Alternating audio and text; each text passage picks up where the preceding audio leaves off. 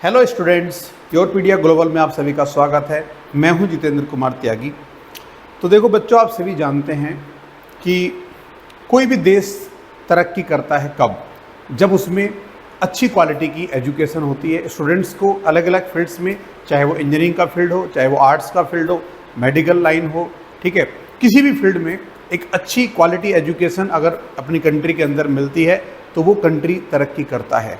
और एक दूसरा तरीका साथ में ये भी होता है कि कंट्री के साथ साथ जो फॉरेन की बड़ी बड़ी यूनिवर्सिटीज़ हैं जिनके अंदर बाउंड्री नहीं है, मतलब कि उनमें केवल उन्हीं कंट्री के स्टूडेंट नहीं पढ़ते, बल्कि वहाँ पे डिफरेंट कंट्रीज़ से बहुत सारे स्टूडेंट्स आते हैं और वहाँ पे एजुकेशन लेते हैं। तो ऐसी जो टॉप की वर्ल्ड क्लास यूनिवर्सिटीज़ हैं जिनके हम नाम ले सकते हैं, जैसे MIT हुआ, हार्वर्ड यूनिवर्सिटी हुआ, प्रिंसटन यूनिवर्सिटी हुआ, ऐसे बहुत सारी वर्ल्ड में अच्छी यूनिवर्सिटीज़ हैं, ठीक है, जो वर्ल्ड रैंकिंग में भी जिनमें टॉप पोजीशंस पे आती हैं। तो उस तरीके की जो फॉरेन यूनिवर्सिटीज़ हैं उनके अंदर जो स्टूडेंट्स पढ़ते हैं बाहर डिफरेंट कंट्रीज़ के, उनमें अपनी कंट्री के, हमारे इंडिया के, भारत के बहुत सारे बच्चे वहाँ पे जाएं, एजुकेशन लें और जो भी वहाँ पे टेक्नोलॉजी अवेलेबल है, जो भी नई रिसर्च वहाँ पे हो रही है उसको समझे ध्यान से। और कुछ उनमें से वापस आएंगे, कुछ वहीं पे सेटल हो सकते हैं और फ्यूचर में वो खुद तरक्की करेंगे और साथ में कहीं ना कहीं जो वो नॉलेज गेन करेंगे वो अपनी कंट्री के लिए, अपनी इंडिया के लिए हेल्पफुल होता है। आप जानते हैं बहुत सारे लोग इंडिया से बाहर गए हैं पहले भी और बड़ी बड़ी कंपनीज़ के वो बड़ी बड़ी पोजीशंस होल्ड करते हैं। एक नाम होता है कंट्री का और कहीं ना कहीं उनका एक अपनी कंट्री के प्रति अफेक्शन रहता है, तो किसी न किसी रूप में वो कंट्री को सपोर्ट करते हैं। ओके, तो अपनी कंट्री को अगर स्ट्रॉन्ग बनाना है तो कंट्री के अंदर जो स्टूडेंट्स हैं जो यहाँ पे पढ़ेंगे उनको अच्छी मेहनत से पढ़ाई करनी है और साथ में स्टूडेंट्स को बहुत बड़ी संख्या में बाहर की यूनिवर्सिटीज़ में भी एडमिशन लेना है ताकि वहाँ पे हमारा रिप्रेजेंटेशन, अपने कंट्री का रिप्रेजेंटेशन सबसे ज़्यादा हो। अब ये कैसे हो सकता है? ठीक है, तो उसके लिए जो भी स्टूडेंट्स यहाँ पे एजुकेशन लेते हैं, जैसे 12th करते हैं, ठीक है, तो उसके बाद हम आमतौर पे तो हम अपनी कंट्री के अंदर ही ऑप्शन सर्च करते हैं कि यहीं पे हम मेडिकल की पढ़ाई करें, यहीं पे हम इंजीनियरिंग करें, IIT में जाएं, ठीक है, NIT में जाएं, या फिर हम BSc करें, BA करें, जो भी हम डिग्री लेना चाहते हैं अपनी कंट्री के अंदर करते हैं। लेकिन हमें बाहर जाने के लिए भी हमारे पास कुछ ऑप्शंस हैं और जिनमें एक सबसे पॉपुलर ऑप्शन है वो है सेट एग्जामिनेशन। ओके, तो इस वीडियो में मैं उसी एग्जामिनेशन के बारे में बात करने जा रहा हूँ जो बहुत अच्छा है एग्ज़ाम है और जो हमारी कंट्री के स्टूडेंट्स के लिए भी बहुत ज़्यादा बेनिफिशियल पहले भी रहा है और आगे भी हो सकता है। ओके, तो क्या है ये सेट एग्ज़ाम, इसके बारे में हम जानने की कोशिश करेंगे। सेट का जो फुल फॉर्म होता है वो है स्कॉलास्टिक एप्टीट्यूड टेस्ट, राइट। अब इस सेट को जो कंडक्ट करता है वो है कॉलेज बोर्ड, ठीक है, एक ऑर्गेनाइजेशन है कॉलेज बोर्ड, ये इसको कंडक्ट करता है, राइट। अब इसके बाद जैसे हम बात करें इंडिया में, इंडिया के सबसे जो टॉप एग्ज़ाम है, अगर आपको एडमिशन लेना है किसी टॉप के मेडिकल कॉलेज में या इंजीनियरिंग कॉलेज में, तो 2 एग्जामिनेशन सबसे ज़्यादा पॉपुलर यहाँ पे माने जाते हैं जो 12th के बाद होते हैं, जिसमें IIT JEE, जिसके लिए बहुत सारा बच्चा प्रिपेयर करता है, हार्डवर्क करता है, और दूसरा आपका नीट के एग्ज़ाम है, राइट। उसी तरीके से जो फॉरेन कंट्रीज़ हैं जिसमें USA है मेनली, कनाडा है, ऑस्ट्रेलिया है, UK है, इस तरह की जो कंट्रीज़ हैं, अब वहाँ पर जो बच्चा एजुकेशन लेता है, स्कूल की एजुकेशन कंप्लीट करता है, उसके बाद जब वो ग्रेजुएशन में एंट्री लेता है तो वहाँ पे किस एग्ज़ाम के थ्रू, किस मोड के थ्रू उनकी एंट्री होती है, तो वो है आपका set exam. Most of the countries set exam के बेसिस पे अपने यहाँ पे एडमिशन्स प्रोवाइड करते हैं ग्रेजुएशन करने के लिए। वो ग्रेजुएशन चाहे इंजीनियरिंग में हो चाहे नॉन इंजीनियरिंग में हो, दोनों में ही सेट एग्ज़ाम वहाँ पे यूज़ किया जाता है। सेट के अंदर जो स्कोर आप अचीव करते हैं वो यूज़ किया जाता है। और ये सेट नॉट ओनली किसी एक कंट्री के स्टूडेंट्स के लिए होता है, इंटरनेशनली सभी स्टूडेंट्स के लिए सेट एग्ज़ाम है। कोई भी बच्चा किसी भी कंट्री का सेट एग्ज़ाम दे सकता है, राइट। तो इसके बारे में हम और बहुत सारी बातें अभी करेंगे। अब देखो यहाँ पे UG कोर्सेज अलग अलग कंट्रीज़ के अंदर, जो मैंने आपको पॉइंट बताया, जैसे मेन कंट्रीज़ अगर मैं बताऊँ, USA है, उसकी टॉप की यूनिवर्सिटीज़ जो भी हैं वहाँ पे एडमिशन मिलता है डिफरेंट स्पेशलाइजेशंस में सेट के थ्रू। कनाडा के अंदर, ऑस्ट्रेलिया के अंदर, सिंगापुर के अंदर भी मिलता है और बहुत सारी कंट्रीज़ हैं, ठीक है ना। एक बड़ी लिस्ट है जिन कंट्रीज़ के अंदर आपको सेट के बेसिस पे यूनिवर्सिटी में UG कोर्सेज के अंदर एडमिशन मिलता है। ओके, तो कुछ आपको आइडिया लगा होगा सेट के एग्ज़ाम के बारे में, जिन बच्चों को अभी नहीं पता है। अब ये सेट का एग्ज़ाम हम कैसे दे सकते हैं, इसके बारे में डिटेल इन्फॉर्मेशन कहाँ पे अवेलेबल है, तो इसके लिए आप यहाँ पे देख सकते हैं, ये कॉलेज बोर्ड है ऑर्गेनाइजेशन और ये वेबसाइट है। इसको अगर आप सर्च करेंगे गूगल में तो इसमें आपको पूरा डिटेल मिल जाएगा, ठीक है। इसके अंदर आप सेट पे क्लिक करेंगे तो आपको पूरा डिटेल इसके अंदर जाके मिल सकता है, और इसी के थ्रू आपको रजिस्टर भी करना होता है। अगर आप इस एग्जाम को देना चाहेंगे आगे फ्यूचर में तो इसके थ्रू ही आप यहाँ पे रजिस्टर कर सकते हैं। ओके, अब यहाँ पे आप देख सकते हैं जो मैंने पहले आपको बताया है कौन कौन से कंट्रीज हैं जो एक्सेप्ट करते हैं सेट स्कोर। ये तो एक छोटी सी लिस्ट मैंने आपको बताई है, ठीक है ना, जिसमें USA, Canada, UK, Singapore, Netherland, Australia, New Zealand, ये कुछ हैं। इसके अलावा बहुत सारे कंट्रीज हैं। इवन हमारा जो इंडिया है, अपना कंट्री भारत, उसके अंदर भी बहुत सारी यूनिवर्सिटीज़ ऐसी हैं जो सेट स्कोर पे एडमिशन देती हैं। तो अगर कोई बच्चा मान लो सेट की प्रिपरेशन करता है फ्यूचर में और किसी वजह से उसका प्लान चेंज होता है, वो बाहर नहीं जाना चाहता 1% किसी वजह से, तो उसको इंडिया में भी ऑप्शंस मिलते हैं। बहुत सारी यूनिवर्सिटी हैं जो सेट के थ्रू इंजीनियरिंग में या नॉन इंजीनियरिंग स्पेशलाइजेशन में एडमिशन प्रोवाइड करती हैं। ओके, अब हम बात करेंगे सेट के एग्ज़ाम का जो बेसिक स्ट्रक्चर है, ठीक है। तो यहाँ पे देखो पूरा जो एग्ज़ाम सेट का होता है, डिजिटल सेट इसको हम बोलते हैं, इसमें ना 2 सेक्शन होते हैं। एक सेक्शन है हमारा रीडिंग एंड राइटिंग का, उसमें आप लिख सकते हो, आपकी सोचने की पावर, किसी पैराग्राफ को पढ़ के समझने की पावर, वो कैपेबिलिटी आपकी चेक होती है, रीडिंग एंड राइटिंग वाला, ठीक है ना, जो 64 मिनट्स का एग्ज़ाम है, ठीक है ना। और दूसरा है आपका मैथ सेक्शन। देखो math, basic math, elementary mathematics जो हम बोल सकते हैं, ये तो आपको आना ही चाहिए, चाहे फ्यूचर में आप कुछ भी बनना चाहते हैं, चाहे आप लॉयर बनना चाहें, चाहे आप सीए बनना चाहें, चाहे आप इंजीनियर बनना चाहें, डॉक्टर बनना चाहें। जो एलिमेंट्री मैथमेटिक्स है, जिसे हम 10th क्लास तक का मैथमेटिक्स इंडिया में बोलते हैं, ये तो सबको आना चाहिए। तो जो 10th स्टैंडर्ड तक का मैथमेटिक्स है, वही मैथमेटिक्स यहाँ पे उसके अंदर के ही टॉपिक्स इसके अंदर इंक्लूडेड रहते हैं, और ये 70 मिनट्स का मैथ वाला सेक्शन यहाँ पे रहता है। तो total duration of the exam होता है 2 hours 14 minutes, राइट। तो 2 सेक्शन, एक सेक्शन हुआ रीडिंग एंड राइटिंग का और दूसरा आपका मैथमेटिक्स का, ठीक है। 2 सेक्शन होते हैं, दोनों के लिए जो टाइम मिलता है आपको 64 मिनट एक के लिए रीडिंग के लिए और 70 मिनट्स मैथमेटिक्स वाले सेक्शन के लिए मिलता है। तो पहला पॉइंट आपको एक एग्जाम के स्ट्रक्चर के बारे में क्लियर हुआ होगा। दूसरा है, और इसको अगर हम डिटेल में बात करें तो जो भी आपका सेक्शन है, जैसे एक इंग्लिश वाला हो गया, ठीक है ना, राइटिंग वाला, और दूसरा मैथ वाला, तो सेक्शन को फर्दर हम डिवाइड कर सकते हैं, ठीक है। Each section is divided into 2 equal length module, 2 same length के मॉड्यूल में इसको हम डिवाइड कर लेते हैं। और दोनों जो सेक्शंस होते हैं, जब ये एग्ज़ाम कंडक्ट किया जाता है, ठीक है, तो जैसे आपका पहले इंग्लिश वाला सेक्शन हुआ, उसके बाद 10 मिनट का एक ब्रेक मिलता है, ठीक है ना, उसके बाद फिर मैथ वाला सेक्शन स्टार्ट होता है, राइट। नाउ डिटेल में देखते हैं यहाँ पे कि जो हमारा स्ट्रक्चर है इसका सेट एग्ज़ाम का, रीडिंग एंड राइटिंग, इसमें टाइम है 64 मिनट्स का, और जो क्वेश्चंस होते हैं वो 54 के अराउंड क्वेश्चंस होते हैं, राइट। दूसरा मैथ वाला जो सेक्शन है वो आपका क्या होता है, 70 मिनट का टाइम और 44 क्वेश्चंस के अंदर होते हैं, राइट। सो टोटल 134, और यहाँ पे नंबर ऑफ क्वेश्चंस कितने होंगे, 98। ये हमारा स्ट्रक्चर है सेट के एग्जाम का। तो 2 ही मेन सब्जेक्ट है इसमें, ना तो आपको बायोलॉजी पढ़ना है, ना ही आपको हिस्ट्री या ज्योग्राफी, इस तरीके का कोई सिलेबस नहीं होता। केवल और केवल 2 ही टॉपिक्स रहते हैं, एक मैथमेटिक्स वाला और एक आपका जो रीडिंग राइटिंग वाली प्रैक्टिस वाला है, ठीक है ना। तो दोनों के बेसिस पे आप वर्ल्ड की जो टॉप क्लास यूनिवर्सिटी हैं, इन 2 सेक्शंस के बेसिस पे आप उनमें एडमिशन ले सकते हैं। आप प्रिंसटन में पढ़ सकते हैं, ठीक है ना। अभी नोएडा में रहने वाला बच्चा है, अभी चंडीगढ़ में रहने वाला बच्चा है, वो प्रिंसटन यूनिवर्सिटी, MIT में, हार्वर्ड में, इन सब में पढ़ सकता है, सिर्फ 2 सब्जेक्ट को अगर वो स्ट्रॉन्ग कर ले। ओके, सो अपॉर्चुनिटीज़ हैं आपके पास बाहर जाके अच्छी एजुकेशन लेने की वर्ल्ड की टॉप क्लास यूनिवर्सिटी के अंदर। ओके, अब मैं बात करूँगा कि जो क्वेश्चंस हैं वो किस तरीके के होते हैं। जैसे मैथमेटिक्स की बात करते हैं अगर हम, ठीक है, तो मैथ में 2 टाइप के क्वेश्चंस आते हैं।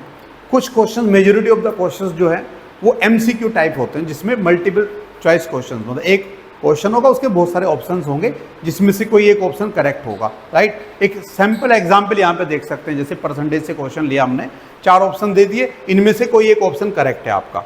तो मैक्सिमम क्वेश्चंस तो इस तरीके के वहाँ पे आते हैं। जैसे इंडिया में होता है ना आपका, अगर आप IIT JEE की बात करो तो 30 क्वेश्चंस आते हैं, जिसमें 20 क्वेश्चंस MCQ होते हैं, और बाद के जो 10 क्वेश्चंस होते हैं वो कैसे होते हैं, न्यूमेरिकल आंसर टाइप होते हैं। तो सेम तरीके से यहाँ पे पैटर्न चलता है कि कुछ questions, majority of the question जो है वो आपके क्या होंगे, एमसीक्यू टाइप होंगे और रिमेनिंग क्वेश्चंस क्या होंगे आपके जो न्यूमेरिकल आंसर टाइप होंगे, जिसमें आपका जो आंसर कैलकुलेट करके आएगा वो आपको फिल करना होगा।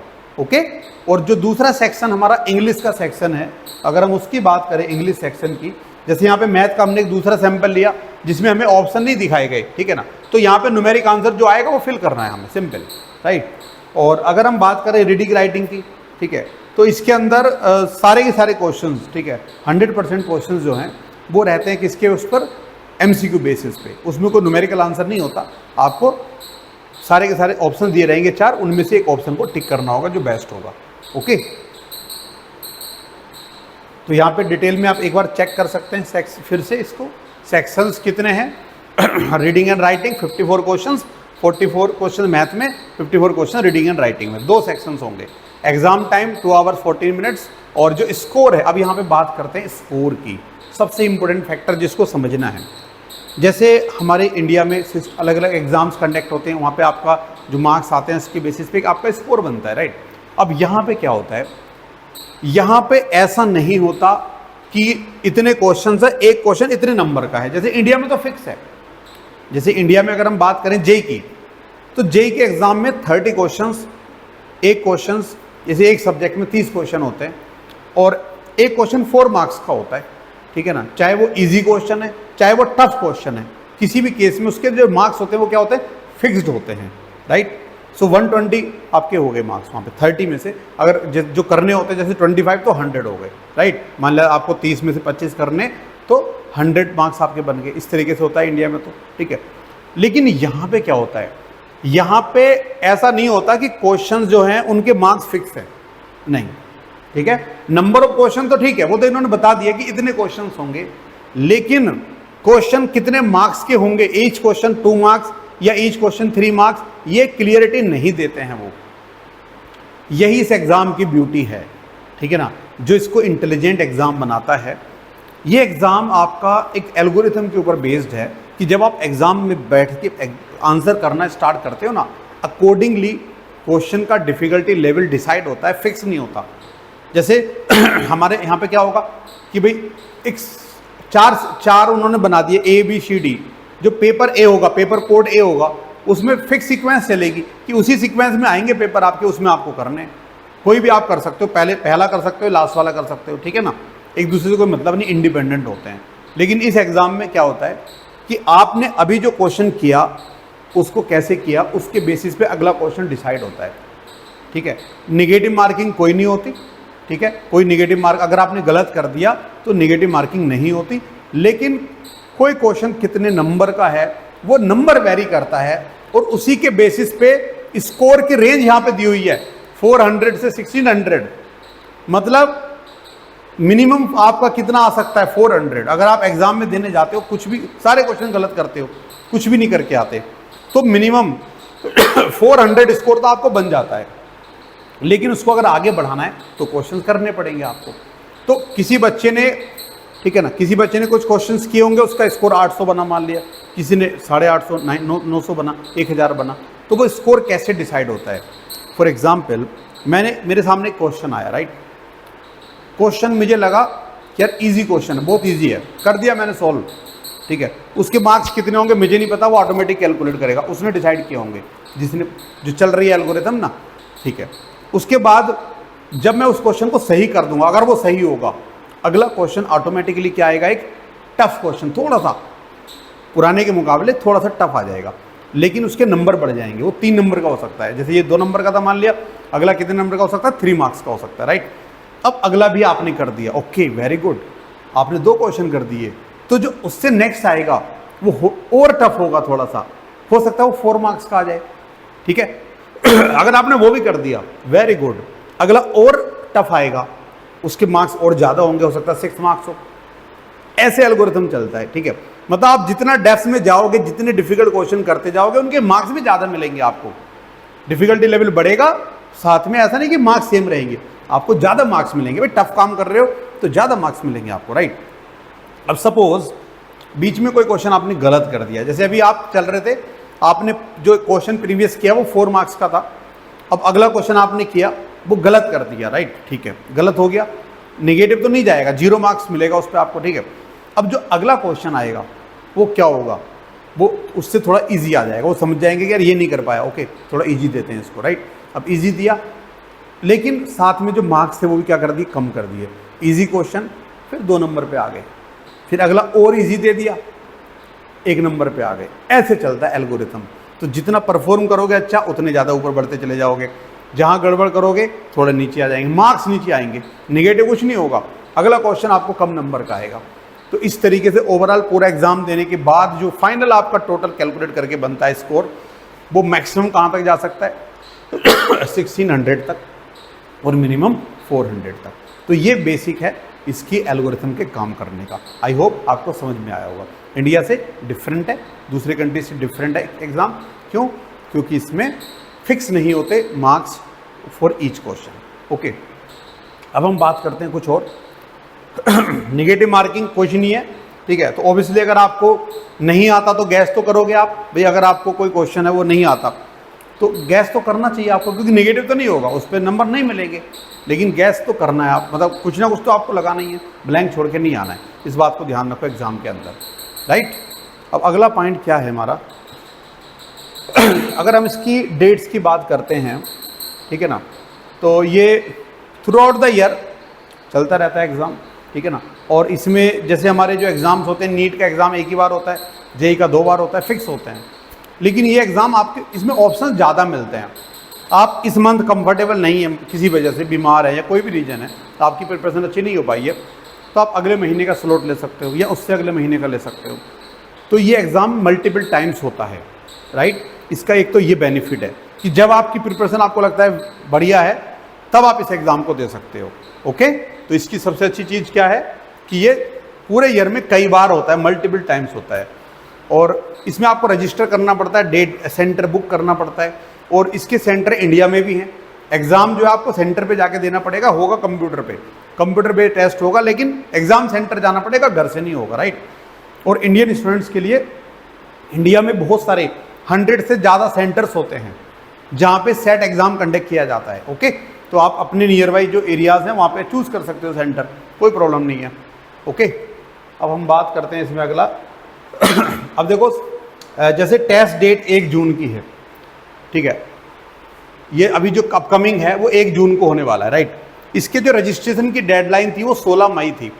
इसका मतलब रजिस्ट्रेशन की डेडलाइन में और एग्ज़ाम में लगभग 15 दिन का गैप होता है। मतलब मैक्सिमम डेट जो होगी रजिस्ट्रेशन की, उसके 15 दिन बाद एग्ज़ाम हो जाएगा, ठीक है। 21 मई तक आप चेंज कर सकते हो, कोई भी आप कैंसिल कर सकते हो। 21 मई के बाद आप कैंसिल नहीं कर सकते। मतलब लेट रजिस्ट्रेशन भी अलाउड होता है 21 मई तक, एडिशनल आपको फ़ी देना पड़ता है उसके लिए। तो आपके पास 10 दिन का, उसके बाद 10 दिन बाद आपका एग्ज़ाम कंडक्ट हो जाता है। ओके, अब यहाँ पे क्वेश्चन है how many times set is conducted in a year. मतलब मैंने कहा ना मल्टीपल टाइम्स होता है, तो कितनी बार होता है, क्या 12 बार होता है क्या, या हर रोज होता है क्या 30? ऐसा तो नहीं होगा, 365 दिन होता रहेगा। तो ये 7 टाइम्स होता है, आप याद रखो। ये एग्ज़ाम 1 साल में कितनी बार होता है? 7 टाइम्स होता है। ओके, उसके बाद जो हमारा अगला क्वेश्चन हमारे दिमाग में आएगा वो क्या है कि एज लिमिट। जैसे बहुत सारे एग्ज़ाम्स की इंडिया में तो क्या होती है, एज लिमिट होती है, ठीक है। तो क्या इस एग्ज़ाम में भी कोई एज लिमिट है क्या? तो बच्चों, इस एग्ज़ाम में कोई मिनिमम या कोई मैक्सिमम एज लिमिट नहीं होती। जिसका जब मन करे एग्ज़ाम दे दो, जब मन करे एडमिशन ले लो, जाके पढ़ लो, ठीक है ना। तो अगर आप स्टूडेंट्स हैं, अगर आपके पापा मम्मी भी पढ़ना चाहते हैं साथ में, सेट एग्ज़ाम दे सकते हैं, वो भी कोई प्रॉब्लम नहीं, सबके लिए है, ठीक है ना। एज लिमिट कोई नहीं है।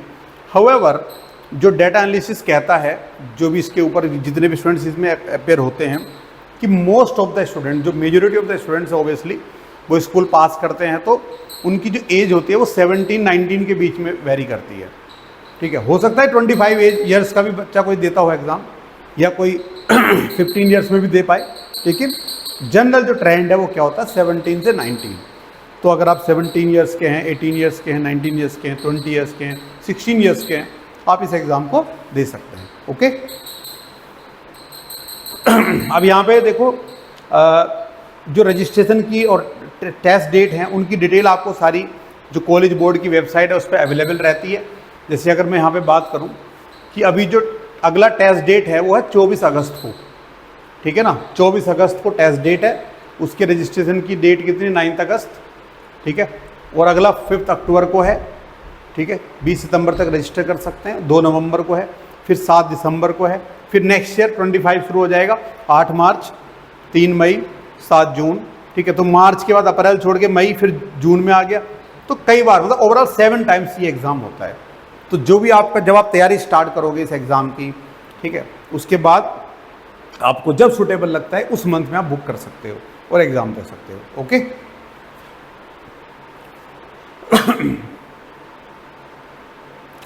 अच्छा, इसमें थोड़ा फ़ी के बारे में अगर हम बात करें, अब बच्चा कोई भी होगा कि भाई इसकी फ़ीस कितनी है, तो देखो कॉलेज की फ़ीस तो अलग होती है, वो तो हम बाद में बात करेंगे किसी अलग वीडियो में कि किस कॉलेज की क्या फ़ीस स्ट्रक्चर है, वो हम डिटेल में अलग से डिस्कस करेंगे, राइट। और जो सिलेबस है, जैसे मैथमेटिक्स मैंने बता दिया, मैथ आएगा सेक्शन में, तो लेकिन उसमें आएगा क्या, उसके लिए अलग से डिटेल वीडियो रहेगा मेरा, जिसमें सारा आपको स्टेप बाय स्टेप बताऊंगा, सारे टॉपिक्स के नाम बताऊंगा कि क्या क्या टॉपिक्स इसमें इंपॉर्टेंट हैं, जहाँ से क्वेश्चन आपको मिलेंगे, राइट, ताकि आप अपना मैक्सिमम स्कोर ला सकते हो, राइट। अभी हम बात करेंगे इसके रजिस्ट्रेशन फ़ीस की।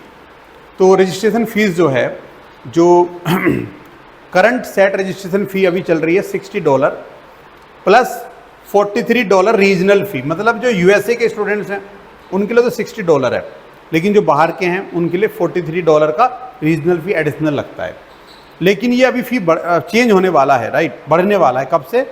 24 अगस्त 2024, 24 अगस्त 2024 से सेट का जो रजिस्ट्रेशन फ़ी है वो आपका हो जाएगा $68 फॉर US स्टूडेंट्स और 43 एडिशनल फॉर आउटसाइडर्स, जो USA से बाहर के कंट्रीज़ हैं। तो 68 प्लस 43 ये आपका बनेगा फ़ी स्ट्रक्चर रजिस्ट्रेशन का। लेकिन साथ में एडिशनली कुछ और चार्जेस भी होते हैं जो आपको फॉर्म फिलिंग के टाइम पे पता चलेंगे, रजिस्ट्रेशन के टाइम पे, वो सेंटर पे डिपेंड करते हैं। बहुत सारे सेंटर्स अपने चार्ज लेते हैं, ठीक है, कि इतने $, लगेगा उस सेंटर पे, वो सेंटर टू सेंटर वेरी करता है, राइट। तो रफली मान के चलो $30, $20 इस तरीके का उनका चार्ज रहता है, वो और इसमें एड ऑन कर सकते हैं। ओके अच्छा, एक प्रिंसटन यूनिवर्सिटी है, जैसे उसका मैंने एक पॉइंट नोट किया था कि वहाँ पे क्या स्कोर चलता है, मतलब जो सेट स्कोर है जिस पे एडमिशन मिलता है वहाँ पे। तो अलग अलग यूनिवर्सिटी हैं, बहुत सारी यूनिवर्सिटी हैं वर्ल्ड में, ठीक है ना। जैसे इंडिया में IITs हैं, NITs हैं, बहुत सारे स्टेट गवर्नमेंट के कॉलेज हैं, बहुत सारे कॉलेज हैं, अच्छे कॉलेज हैं सारे। ऐसे ही USA के अंदर बहुत यूनिवर्सिटीज़ हैं। तो जो टॉप मोस्ट हैं उसमें जैसे प्रिंसटन है, वहाँ पे मैथ का स्कोर 780 से 800 की रेंज आता है, ठीक है ना। और जो आपका रीडिंग राइटिंग है वो 760 से 780 के बीच में रहता है। ओके, इतना स्कोर आपको सेट में चाहिए यहाँ पे एडमिशन लेने के लिए। तो आपको अफर्ट तो करने पड़ेंगे, अच्छे तरीके से प्लान करके तैयारी करनी पड़ेगी, राइट। लेकिन बहुत सारी ऐसी यूनिवर्सिटीज़ हैं, अच्छी यूनिवर्सिटीज़ हैं जो एवरेज लेवल पे, ठीक है, या जो वर्ल्ड रैंकिंग में मतलब 50, 60, 40, 30 इस रेंज में आती है, उनमें थोड़ा कम स्कोर होता है, उस पर भी एडमिशन मिलता है, ठीक है। तो अलग अलग रेंज है, वो डिपेंड करता है किस कॉलेज में, वो हम बाद में बात करेंगे अलग से इंडिविजुअल कॉलेज के बारे में, राइट। सो आई होप कि सेट के एग्ज़ाम के बारे में जो बेसिक पैटर्न है वो आपको समझ में आया होगा, ठीक है। योरपीडिया ग्लोबल सेट एग्ज़ाम में के थ्रू बहुत सारे इंडियंस को भेजना चाहता है बाहर, ताकि हमारे देश के बच्चे बाहर की टॉप की यूनिवर्सिटीज़ में पढ़ें और वर्ल्ड में उनका नाम हो, अच्छा परफॉर्म करें, और जो नॉलेज वो लेते हैं अलग अलग यूनिवर्सिटी में उसको उसके थ्रू वो कंट्रीब्यूट करें अपनी कंट्री के डेवलपमेंट में। Okay, thank you, all the best.